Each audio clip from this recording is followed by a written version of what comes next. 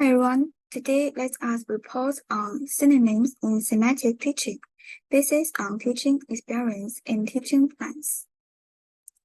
This part I will divide it into two tasks. The first is how to teach, and the second is the challenge phases and solutions.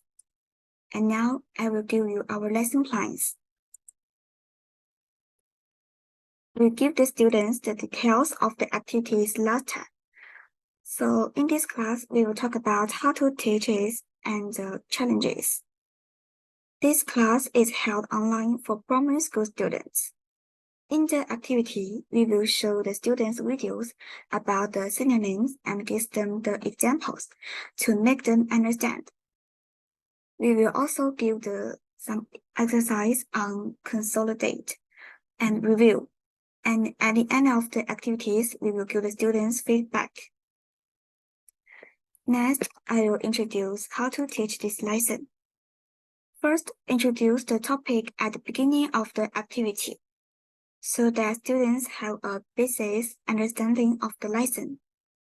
Since synonyms requires a lot of vocabulary, we will also give students some new words to learn. And we will also watch videos to help students understand the concept of the synonyms. In these activities, games and exercise are used to help students relate with technology, so that students can apply how they have learned to practical problems. This kind of training is helpful to cultivate students' adaptability and problem solvability. At the end of the activity, the teacher will let the students to review the learning content to check whether they have achieved the learning results. In the review, we will answer the students' questions. The target questions will help teachers understand students about the technology points and give feedback in the class. The following parts is to describe the challenges encountered by both students and teachers and the solutions we offer. As for the teachers, it is the first time for them to give the speech to the students. So the teachers look of the experience, and it is difficult to master the teaching time. As for students, they may hesitate to answer the questions asked by the teacher and lack the understanding of the course. Another concept is that because it is online learning, without the teacher's supervisions, some students will behave the outclass behaviors in the classroom. Based on these challenges, we have some solutions. And here I will just create two solutions. In order to build a happy classroom environment, we can set up incentives to encourage students to participate in answering questions in class and improve the classroom environment. When the students don't know how to answer the questions, the teacher should encourage students to ask questions, and teachers will patiently answer for students. Provide ideas to solve the problem and reduce the students' pressure. My part is finished. Okay, according to the lessons we gave to the students, we made a specific analysis of the performance of the students in class. We will explain the explanation from two parts. One is student engagement and motivation, and another one is teacher and students interaction. First of all, I will explain the initiative of students in learning. Warming up before class can motivate students so that they can quickly participate in class. Concentrate on class. We learn by playing an activity and watching interesting videos to keep students focused in class. After finish this lesson, students can complete synonym exercise on time and efficiently, and will make an initiative to correct mistakes. The second point is a group activity, which can strengthen the communication skill and teamwork ability between students and students.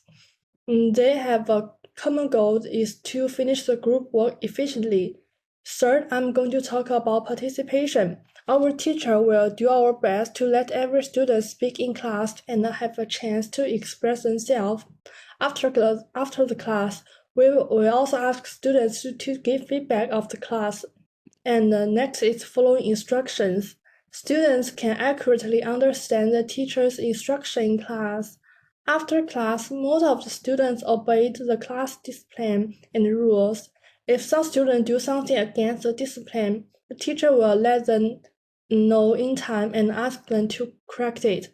The last one is student questions. In class, a student asks, are synonyms interchangeable in sentence? The teacher will also explain the student's problem in class.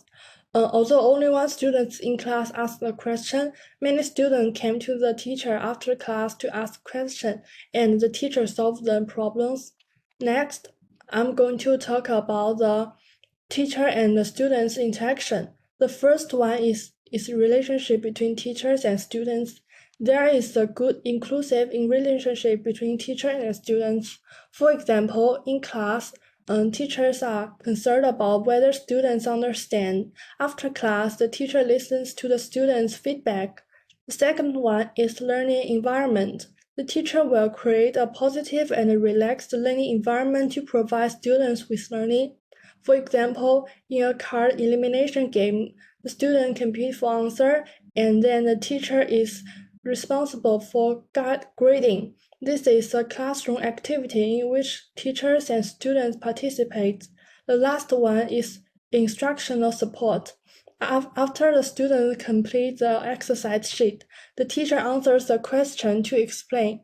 After the class, the teacher corrects feedback from corresponding changes according to the feedback of the students.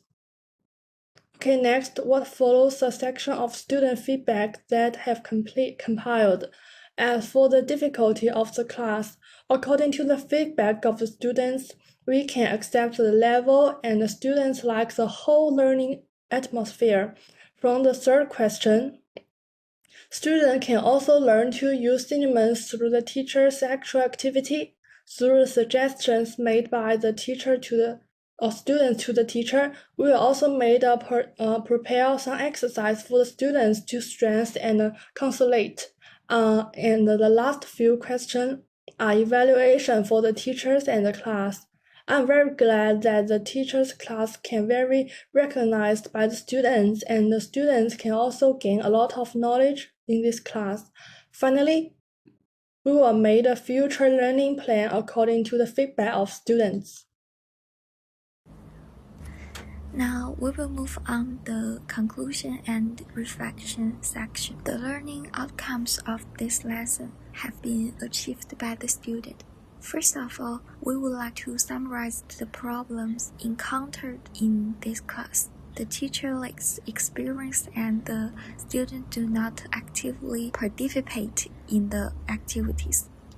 In the face of these problems, we have made corresponding measures. By playing videos, students can further understand the context of synonyms, those audio-visual meanings, and students can increase their memory and set incentive measures to encourage students to actively participate in the class.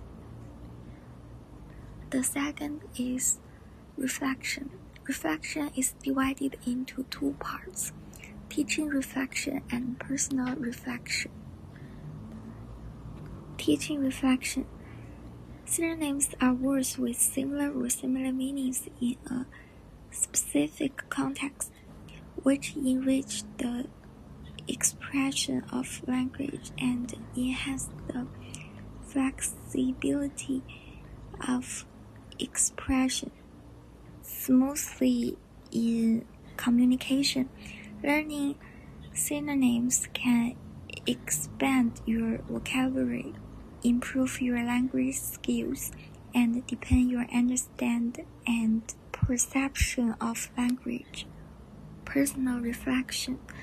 In class, students should be given more opportunities to participate in discussions and speeches. explain knowledge points with vivid examples, plan class time in detail, organize tests and quizzes regularly, and cultivate students' solidarity and cooperation ability through group discussion, which can improve students' thinking ability and learning. In fact, our team's report is over. Thank you for listening.